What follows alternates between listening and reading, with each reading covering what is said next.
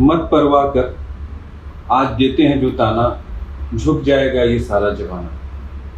लहरें बन जाएं, तूफान कश्ती का काम बढ़ाना, कुछ तो लोग कहेंगे, लोगों का काम है कहना। क्या कहती है कुरान में? एक बार फिर से मैं विकास त्रिपाठी आप सभी लोगों का स्वागत करता हूं और हमारे बीच में एक बार पुनः स्वामी जी मौजूद हैं। स्वामी जी आपका भी स्वागत है। स्वामी जी, क्या कहती है कुरान में? अभी तक हम बहुत आगे बढ़ चुके हैं। जी, बहुत आगे बढ़े। अगर आप इसको काउंटिंग में लें तो 0.0005 ठीक है। मतलब अभी तो कुरान की आयतें तो शुरू की नहीं।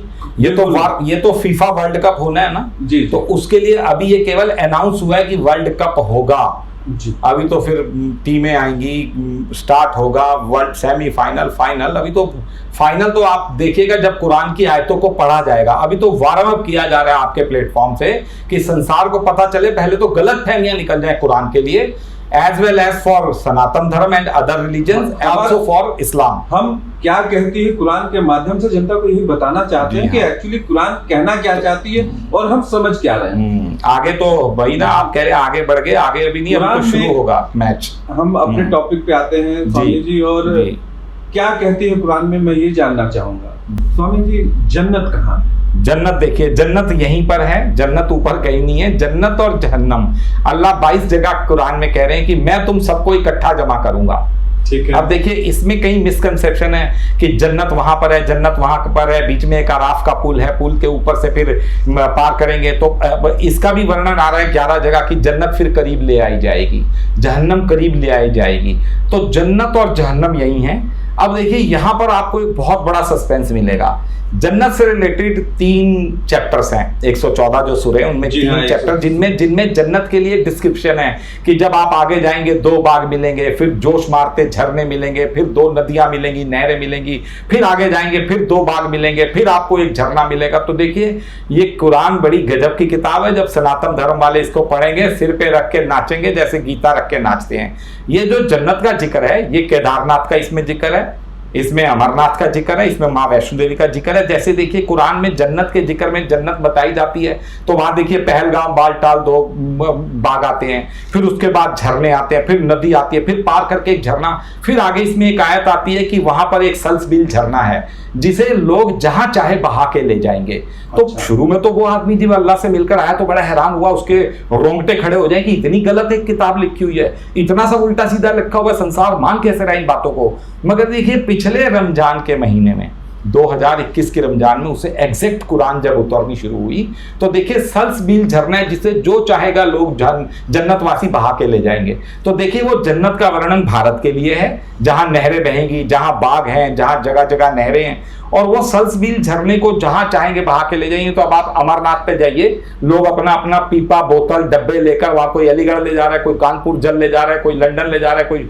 शिमला ले जा रहा है, कोई जोधपुर ले जा रहा है, कोई जयपुर ले जा रहा है। ये वो झरना है जो लोग बहाकर जहां चाहे वहां ले जा रहे हैं। मतलब ट्रेन में बैठे, बस में बैठे और जलंधर चले गए और कश्मीर चले गए। ये उस झरने का जिक्र है। वहां पर तो कोई झरना है नहीं, वहां तो वो जन्नत देखा है, स्वर्ग नर्क देखा है। वहां तो आत्माओं को भड़काया जा रहा है कुछ को, और कुछ अल्लाह की बॉडी को छू रही हैं। जो अल्लाह की बॉडी को छू रही हैं वो पुनर्जन्म के लिए वो उनके अंदर रिचार्ज हो रही है, और जो तड़प, जो हीटर की तरह भड़काया जा रहा है उन्हें सजा दी जा रही है।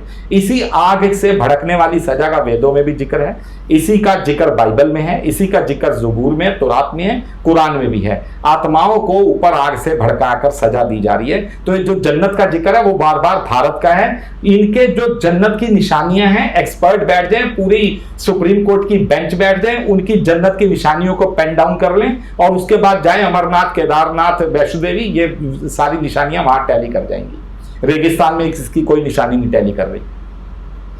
बहुत अच्छा। स्वामी जी, जहन्नम कहाँ है?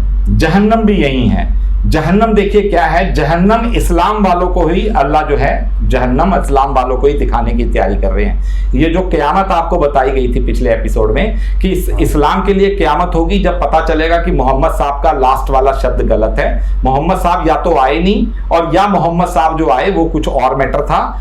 इस्लाम को जब पता चलेगा एक मोहम्मद एंड मोहम्मद की फैमिली को, वो जो उन्होंने माउंट एवरेस्ट बना दिया अपने दीन में, वो सारा वो किला टूट जाएगा। इन्हें जब पता चलेगा कि मोहम्मद साहब का ही गफलत आ गई, वो मोहम्मद साहब का ताश का किला गिर जाएगा। जब ये बातें खुलेंगी कि एक आदमी ऊपर अल्लाह से मिलाया और रसूल और मोहम्मद और लास्ट वाला सारा कॉन्सेप्ट टूटते ही जब इस्लाम को ये बातें पता चलेंगी कि नबी कोई और था और मोहम्मद कोई और है, तो उसके बाद जहन्नम उन्हीं को दिखाई दे जाएगी। जो बताया गया है कि क़यामत इस्लाम के लिए तो होगी कि प्रॉफिट मोहम्मद का भेद खुलना।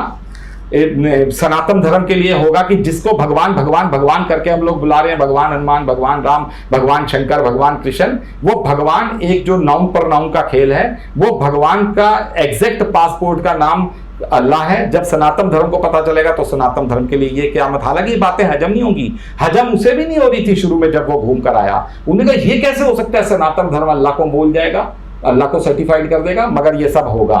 जो हम भगवान वर्ड बुला रहे हैं वो भगवान अभी तक कंफ्यूजन में है। हमें किसी भी चीज को पूजने के लिए उसे भगवान बुलाना पड़ता है। इस्लाम को भगवान नहीं बुलाना पड़ता, वो सीधा कहते हैं अल्लाह। उनके पास एक नाम है और हमारे पास एक भगवान है। तो भगवान का, जब भगवान को नाउन पर नाउन एंगल से देखा जाएगा तो एक तरफ अल्लाह मिलेगा, एक तरफ भगवान मिलेगा। तो नहीं है स्वामी जी, हम बताइए, कहते हैं श्री कृष्ण गोविंद हरे मुरारी नाथ नारायण वासुदेव। नारायण बोलना पड़ता है ना जी। अब बिना नारायण बोल दो आप सारा दोहा, हे नाथ वासुदेवा, नारायण बोलना पड़ता है ना।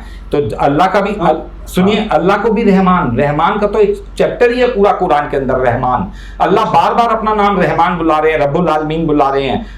अल्लाह के सिफाती नाम, इनको पर्यायवाची कहते हैं हिंदी में, इंग्लिश की टर्म शायद ध्यान नहीं आ रही मुझे भी। तो वो सिफाती नाम अल्लाह के भी बहुत है, रहमान। और अल्लाह तो 3 जगह कुरान में कह रहे हैं कि संसार के जितने सुंदर सुंदर नाम है सब मेरे हैं। तो हम लोग भी तो भगवान को, हम लोग भगवान बुला रहे हैं, नारायण बुला रहे हैं, उसे वासुदेव बुला रहे हैं, हम लोग उसे बुला रहे हैं ना हजारों नामों से। तो ये भी खुदा बुला रहे हैं, अल्लाह बुला रहे हैं, रहमान बुला रहे हैं, रब्बुल आलमीन बुला रहे हैं, ये लोग सारे नामों से बुला रहे हैं। परवरदिगार बुला रहे हैं, परवरदिगार आ रहे हैं 11 बार कुरान के अंदर।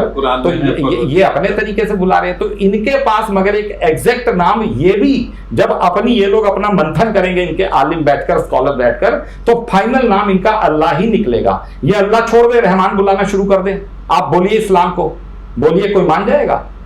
मान जाएगा? नहीं मानेगा। अल्लाह इसका मतलब एक नाम है। जब वो अपने अल्लाह अपने कुरान की बातों को ही नहीं मान रहे हैं सर, हाँ, वो कुरान को, हाँ नहीं, कुरान को मानेंगे जब उन्हें ये समझ पड़ेगी, अच्छी बात, कुरान को मानेंगे। यही चाहेंगे कि वो अपनी कुरान को माने और उस पर अमल करें जी। कुरान में एक जिक्र आता है सिदरतुल मुंतहा। देखिए, सिदरतुल मुंतहा जो है, जिसे हम लोग बैकुंठ बुला रहे हैं, भगवान का दर, जिसे अंग्रेज सिंहासन बुला रहे हैं, थ्रोन, जिसे यहूदी अपने टर्म्स में कुछ बुला रहे हैं, ये इसे इस्लाम वाले सिदरतुल मुंतहा भी बुला रहे हैं, अर्श भी बुला रहे हैं। तो ये जो है भगवान का घर, जो पूरे ब्रह्मांड से लगभग 2.5 गुना बड़ा है। वो जब देख कर आया, उसकी आंखों के सामने सारा ब्रह्मांड बना, तो वो ब्रह्मांड के बाद सिदरतुल मुंतहा के अंदर ही वो एंटर कर गया। अर्श, जो बताया ना आपको कि बड़ी बड़ी आंखों से वो तैरता हुआ, फिर नाक, मुंह, हाथ, पैर देखता हुआ जो बैक में आया, तो सारा ब्रह्मांड मान लीजिए इतना, तो वो भगवान इतने बड़े, 2.5 गुना पूरे ब्रह्मांड से बड़े। जो गीता के अंदर भी 7वें अध्याय के 7वें श्लोक में आ रहा है कि समस्त ब्रह्मांड मेरे शरीर के इर्द गिर्द मणियों सी माला सा गुदा हुआ है। मणियों सी माला, वही उसने वो डायग्राम नासा को दिया है, वही उसने डायग्राम इसरो को दिया है, वही डायग्राम के वो दावे डाल रहा है प्राइम मिनिस्टर ऑफिस पूरे भारत में, विश्व में। और फिर उसकी बातों को सर्टिफाइड करने के लिए भगवान 3 साल बाद धरती पे एक बीमारी भेजते हैं जो कोरोना है। कोरोना का बार बार बताया जाए, कोरोना उसको सर्टिफाइड करने के लिए आया हुआ है। तो थक लेंगे जब डॉक्टर, इंजीनियर, सारा विज्ञान, साइंस जगत, WHO, UNO, जब सब थक लेंगे कोरोना से, तो इनकी बातें, ये जो बातें इस प्लेटफॉर्म से दी जा रही हैं, ये सुनना पड़ेगा। और इस्लाम वाले इन बातों को छुपा रहे हैं, कुरान में डांट लगा रहे हैं अल्लाह में कि तुम अपनी बातों को छुपाते हो। तो अल्लाह वाले जब इन बातों का मंथन करेंगे तो कोरोना बहुत जल्दी संसार के सामने आ जाएगा। बहुत अच्छा, बहुत ही अच्छी चर्चा चल रही है जी। हम इस चर्चा को आज यही समाप्त करना चाहेंगे और अपने जनता को एक बार पुनः बहुत बहुत धन्यवाद और आभार प्रकट करना चाहेंगे कि वो हमें बहुत लाइक और बहुत प्यार दे रहे हैं। कृपया अपना प्यार यूं ही बरसाते रहें। बहुत बहुत धन्यवाद। नमस्कार स्वामी जी।